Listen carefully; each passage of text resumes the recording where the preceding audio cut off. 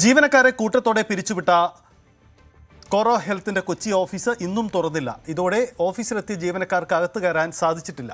Office തുറന്നു കൊടുക്കും എന്നായിരുന്നു ഇന്നലെ നടത്തിയ ചർച്ചയിലെ ധാരണ. എന്നാൽ ഓഫീസ് തുറന്നില്ലെങ്കിലും ഹാജർ രേഖപ്പെടുത്തുമെന്ന് ജോയിന്റ് ലേബർ കമ്മീഷണർ അറിയിച്ചിട്ടുമുണ്ട്. വെള്ളിയാഴ്ച വരെ ഈ രീതി തന്നെ തുടരും. തൊഴിൽ വകുപ്പ് നേരിട്ടെത്തി അറ്റൻഡൻസ് രേഖപ്പെടുത്തി. ഇതിനിടെ കോറോ ഹെൽത്തിലെ കൊച്ചി, കോഴിക്കോട് ഓഫീസുകളിലേക്ക് ഇന്ന് CATU-വിന്റെ പ്രതിഷേധ മാർച്ചും നടക്കുന്നുണ്ട്. ഡാനി ഇപ്പോൾ കൊച്ചിയിൽ നിന്നും ചേരുന്നുണ്ട്. ഡാനി, ഇന്നലത്തെ ഉറപ്പുകളൊന്നും പാലിക്കപ്പെട്ടില്ല എന്നതാണ് സാഹചര്യം. അതായത് കമ്പനി ചർച്ചയിൽ ചില വിട്ടുവീഴ്ച സ്വഭാവങ്ങൾ കാണിക്കുമെങ്കിൽ കൂടിയും അവർ ആ മുൻ തീരുമാനത്തിൽ ഉറച്ചു നിൽക്കുന്നു എന്നാണ് സാഹചര്യം. എന്താണ് ഇപ്പോഴത്തെ അവസ്ഥ?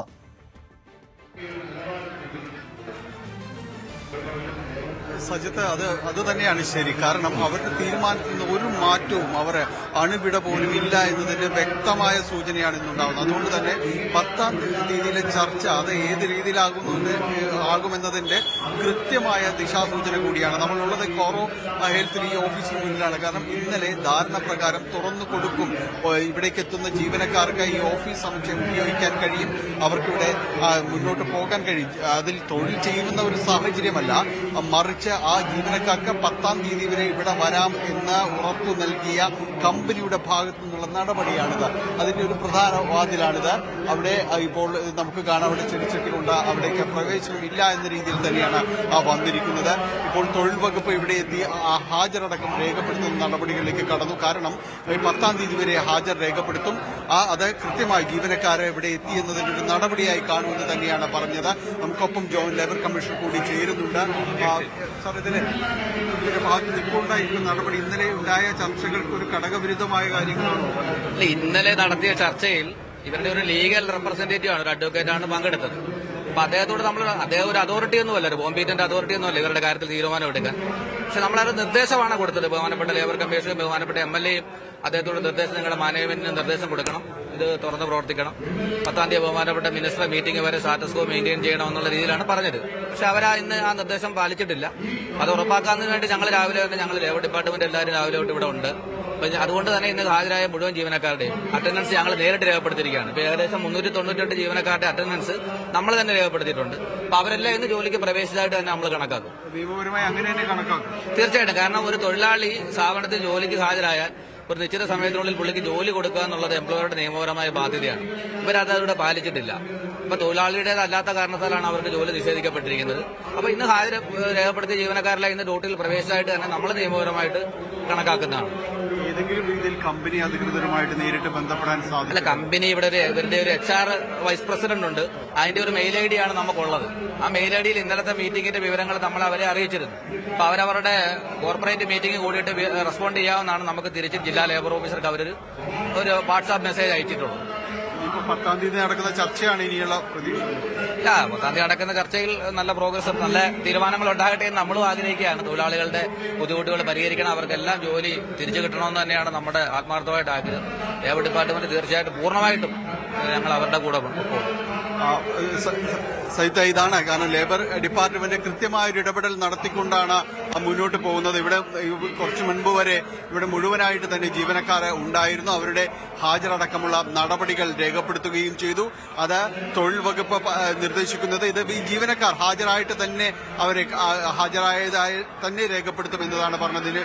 കുറച്ച് ജീവനക്കാർ മാത്രമേ ഉള്ളൂ. അവരാരും തന്നെയും ഒരു പ്രതികരിക്കുക എന്ന രീതിയിലേക്ക് ഇവരാരും തന്നെയും വന്നിട്ടില്ല. കാരണം കഴിഞ്ഞ ദിവസങ്ങളിലുണ്ടായ നടപടി അവരെ അക്ഷരാർത്ഥത്തിൽ ഞെട്ടിച്ചിരിക്കുന്നു ജീവനക്കാരെ എന്നത് തന്നെയാണ് ഉള്ളത്.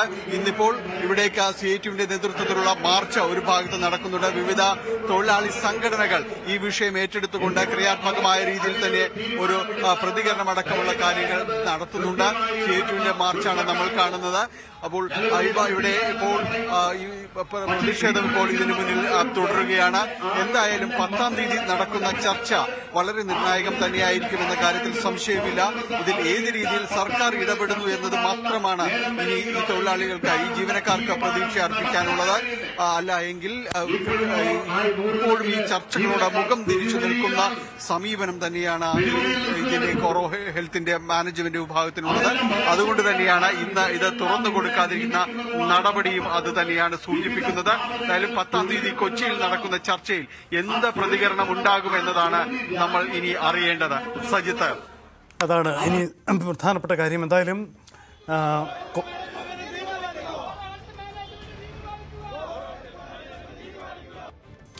മാനേജ്മെന്റ് അവർക്ക് ഭയമാണ്. കാരണം ഇനി അവരുടെ ഭാവി എന്താണ്, അവരുടെ ഭാവി തുലാസിലാകുന്ന നിലപാടിലേക്ക് നിൽക്കാൻ അവരെ നെഞ്ചിടിച്ചുകൊണ്ടിരിക്കുകയാണ്. എന്താ നടക്കുന്നത്? ഇവിടെ ഇപ്പൊ പൂട്ടിയിട്ടിട്ട് പോയിരിക്കുകയാണ്.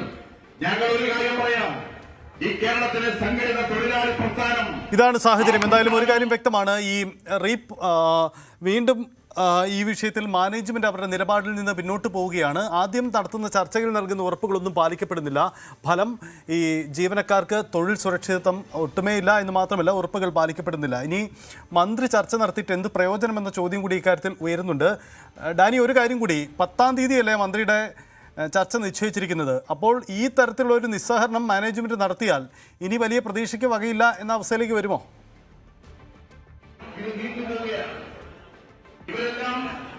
സജിത്തെ, അത് തന്നെയാണ് ഗുരുതരമായ ഒരു കാര്യം. 10-ാം തീയതി നടക്കുന്ന ചർച്ചയിൽ മാനേജ്മെന്റുകൾ പങ്കെടുക്കാനുള്ള സാധ്യത അത് എത്രത്തോളമാണ് എന്നത് ഇപ്പോൾ ഈ പ്രതികരണങ്ങളിൽ നിന്ന് വ്യക്തമാണ്. കാരണം അവർ എടുത്ത തീരുമാനങ്ങളിൽ ഒരു ശതമാനം പോലും വിട്ടുവീഴ്ചയ്ക്ക് അവർ തയ്യാറായിട്ടില്ല. അല്ലായെങ്കിൽ ഈ വാതിലുകൾ ഇങ്ങനെ അടഞ്ഞുകിടക്കില്ലായിരുന്നു. അവർ പല നിയമങ്ങളും അടക്കമുള്ള കാര്യങ്ങൾ ചൂണ്ടിക്കാണിക്കുകയും ചെയ്യുന്നു. പക്ഷേ മന്ത്രി ചേർന്ന ചർച്ചയാണ്, സർക്കാർ മുൻകൈയെടുത്ത് നടത്തുന്ന ചർച്ചയാണ്.